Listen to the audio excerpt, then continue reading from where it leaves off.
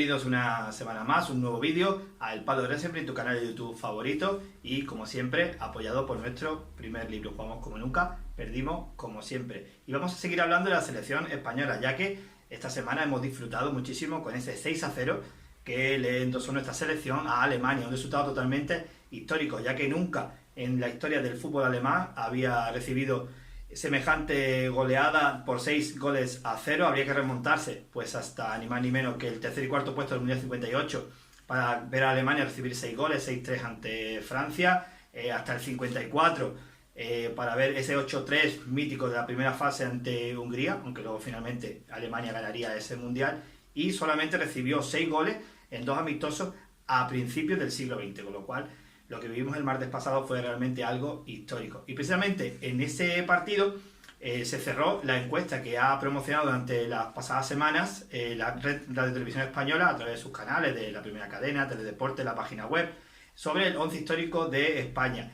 Y la verdad que con eso pues me da paso para poder hablar de ese 11, de esos candidatos y de ese 11 final que, bueno, cada uno puede tener evidentemente sus preferencias. Yo he hecho mis selecciones, yo voy a presentar los candidatos, al igual que hicimos con los premios de France Football al Balón de Oro histórico, y como siempre recordaros pues que esto es un juego, cada uno puede tener sus favoritos. Yo voy a presentar a todos estos héroes de nuestra selección nacional y vamos a conocer el 11 ideal de nuestra selección española.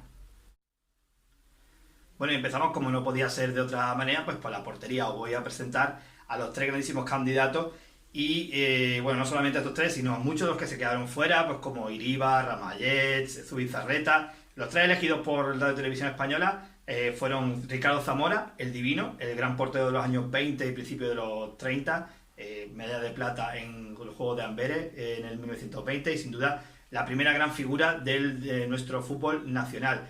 El segundo de ellos es Luis Arconada, el mítico portero de la Real Sociedad y de la selección española e internacional pues desde el 78 hasta el 85 y como no, todos recordamos su mágica actuación en la segunda posición que alcanzó España en la Eurocopa del 84 en Francia. Y el tercero, y mi elegido para este primer puesto en este 11 histórico, no podía ser otro que Iker Casillas, el internacional español durante 16 temporadas, desde el 2000 hasta 2016, pues Iker Casillas prácticamente lo consiguió todo con España, un Mundial, 2 Eurocopas, campeón del mundo sub-20, un total de 167 partidos como internacional y lógicamente pues tenía que ser nuestro portero, aunque bien es cierto que por mi parte estuvo a punto de perder ante Arconada, pero Iker Casillas va a ser nuestro portero.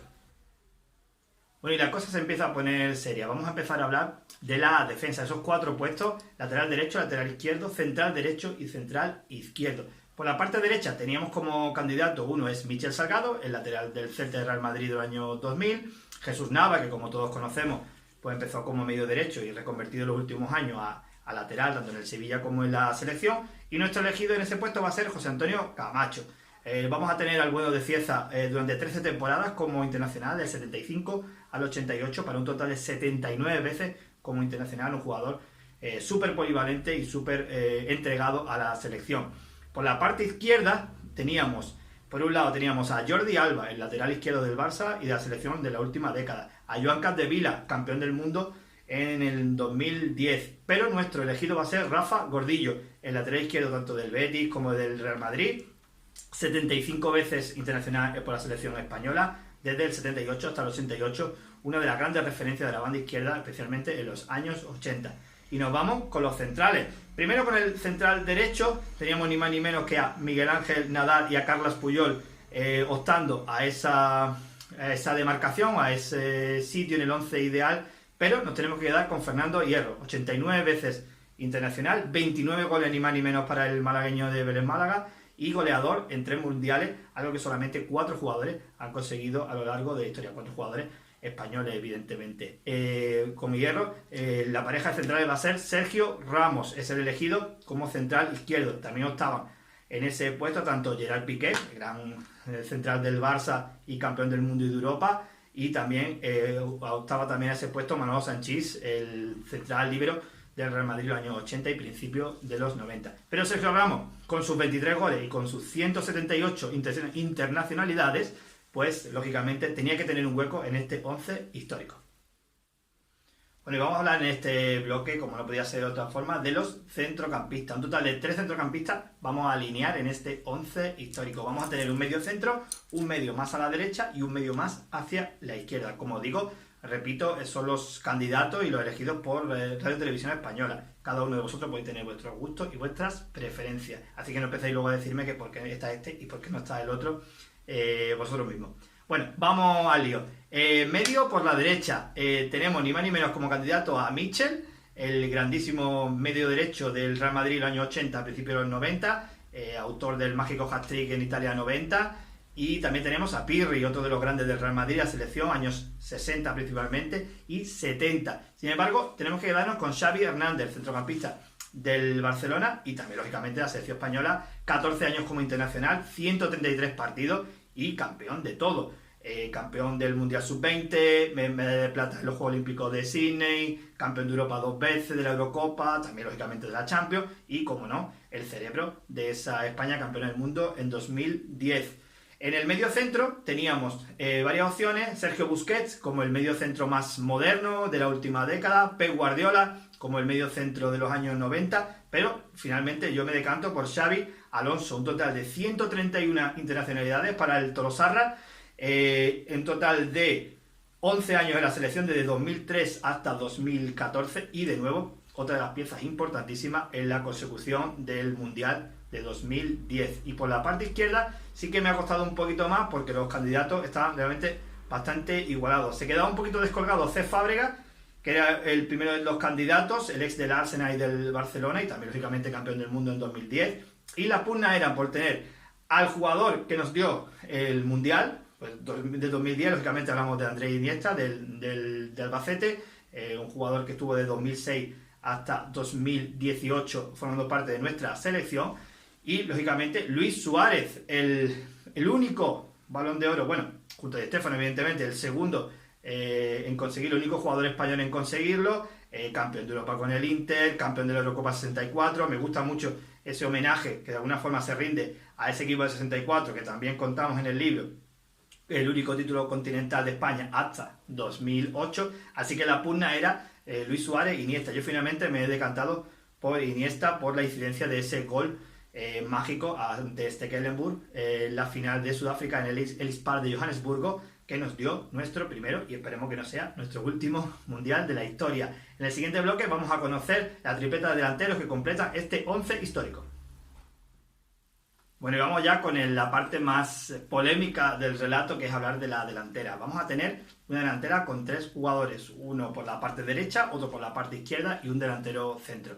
Por la derecha, 3 nombres increíbles, 3 nombres históricos. Uno es Fernando Torres, el mítico goleador en la final de la Eurocopa 2008 ante Alemania. El otro es Emilio Butragueño, quien nos recuerda esos 4 goles ante Dinamarca en el Mundial 86, 69 veces internacional, 26 goles durante muchos años, máximo goleador de la selección, hasta que llegó este señor, Raúl González, con sus 44 goles, marcando en 3 mundiales diferentes por un total de 102 partidos como internacional. Por tanto, Raúl ocupará la punta derecha. Por la izquierda, otro grande nombre, David Silva, el de Arguineguín, campeón del mundo en 2010, evidentemente, campeón también de la Eurocopa y un jugador que pasará a la historia de nuestra selección. Como lo hará, por supuesto, Paco Gento, la galera del Cantábrico, el mítico extremo izquierda del Real Madrid y la selección en los años 60 y sobre todo en los años 50. Y nuestro elegido en esta parte izquierda va a ser, lógicamente, el máximo goleador de España en toda su historia. Hablamos, lógicamente, de David Villa. 59 goles en 98 internacionalidades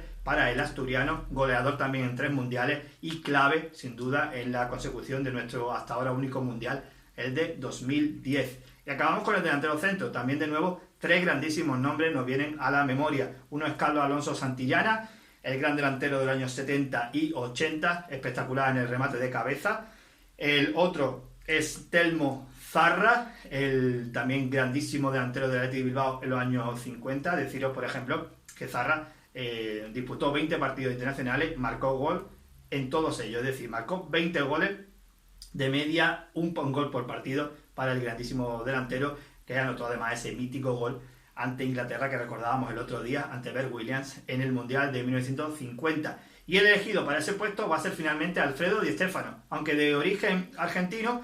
Don Alfredo se nacionalizó español en el 57 jugando 5 años para nuestra selección. 31 partidos, 23 goles para el grandísimo Ariete. Bueno, prácticamente hacía de todo del Real Madrid y también de nuestra selección, que tuvo pues la espinita clavada de no poder disputar ningún mundial en el 58, porque increíblemente con un equipazo, con Kubala, Gento y Suárez, pues no nos clasificamos en un grupo con Suiza y con Escocia, y en el 62 en Chile, porque apenas 10 días antes pues sufrió una lesión y no pudo jugar, pero don Alfredo pues tenía que tener este hueco en nuestro 11 ideal. Así que vamos a recapitular todo lo que tenemos.